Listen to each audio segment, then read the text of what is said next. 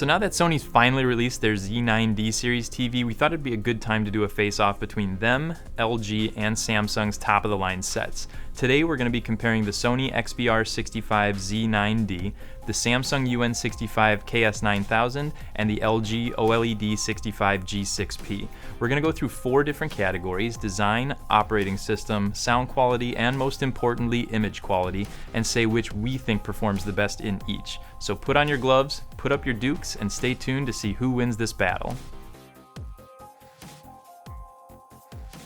Our first category is design. We'll start with the pedestals. The Samsung's is chrome in color, shaped kind of like a boomerang, and is very thin, almost to the point of not feeling quite as stable as the others, but it still does its job, and since this TV uses Samsung's One Connect box, there's only one cable that goes to the TV, so it's easy to hide. The Sony's pedestal is more of an L shape and sits firmly on the table. Because it's wider than the Samsung's, I found it to hold the TV a little steadier. It has a gold border and matches the bezel and overall design of the rest of the TV. It also does a great job of hiding the cables if you're going to be putting your equipment below the set. The LG's pedestal is a little different than the others because it's where the speakers are located. This makes it feel really the most sturdy. However, the stand runs the entire width of the set, so if it's going on a table that isn't quite as wide as the TV, it may look a little strange.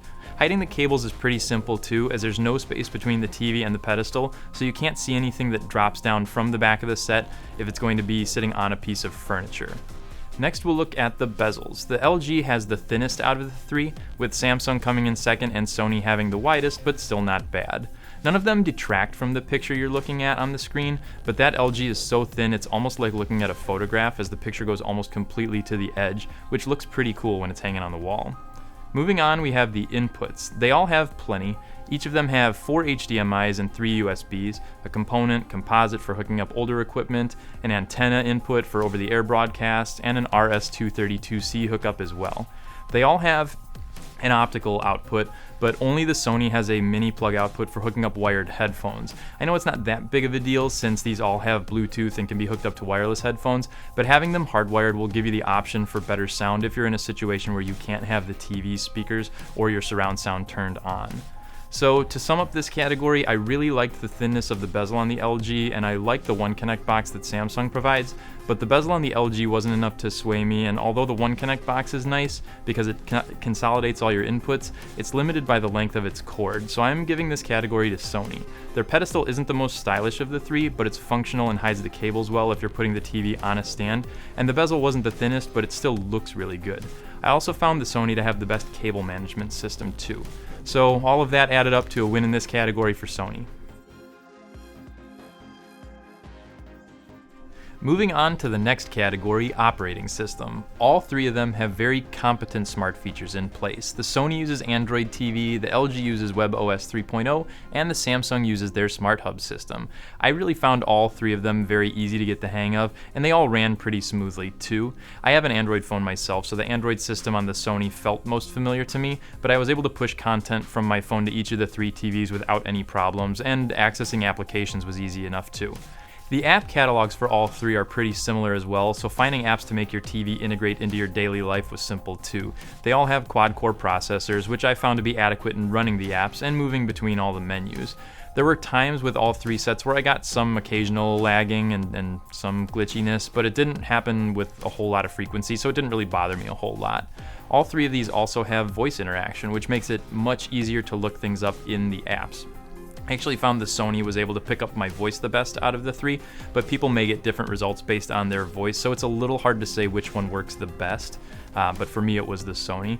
So for this round, I am going with the Sony again, but this is a pretty subjective category since not everyone has an Android phone, and others may have better success with the voice interaction on the other sets, but because of my experience with Android and the fact that the remote on the Sony picked up my voice the best, I'm going with them. Now we move on to the sound category, and honestly with TVs that have pictures as nice as these, you'd really be doing yourself a favor by investing in a nice surround system or at the very least a good soundbar, but since these TVs all have upgraded systems over the other TVs in their respective brands, we'll talk a bit about them. Sony has a 20-watt sound system that puts out sound that is I thought very average. I thought they sounded pretty tinny and there was really almost no bass. so that not super impressive. The Samsung steps it up a little bit with a 60-watt sound system, so the speakers get 20 watts a piece and the subwoofers get 10 a piece, which sounds better than the Sony, and you get a little more bass, but still not enough sound for a TV with this good of a picture. The LG also has a 60-watt sound system, but it seems to be tuned a little differently, and I thought gave the best sound out of the three.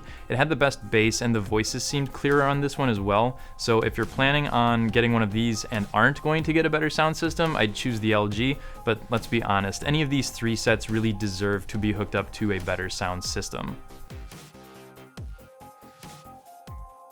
Lastly, but definitely most importantly, we move on to the picture quality. This category is also very subjective, but I'll give you my thoughts on which one I think looks the best. Really, if you buy any one of these three sets and have it installed in your home, then one, you're a very lucky person, but two, you're going to love the picture. All three of them look great, and when you don't have them right next to one another, it makes telling the differences much more difficult, really. The Samsung and the Sony are LED sets, while the LG is an OLED. The black levels on the LG were absolutely stunning, but that's really a byproduct of the OLED technology. The Sony was very good as well, but still not the same as the LG, and the Samsung I thought came in third in this spec. As for colors, I really think Sony and Samsung have better processing than the LG, which is too bad since LG's black levels are so good. The LG really seems to get a bit muddy looking in really intense reds and blues, where the Sony and Samsung do a better job of evening them out to give you clearer details.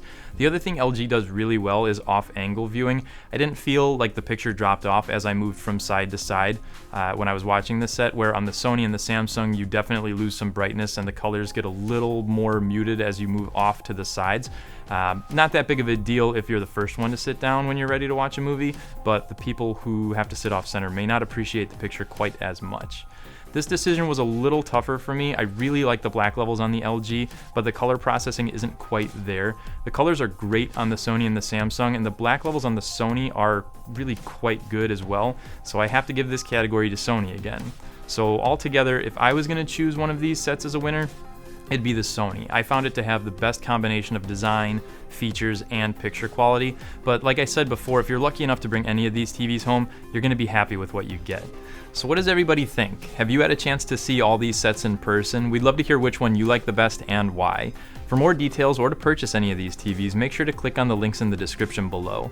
As always, we appreciate you watching our videos. If you liked it, please click on that thumbs up, and remember to subscribe to our YouTube channel to see what we've got next.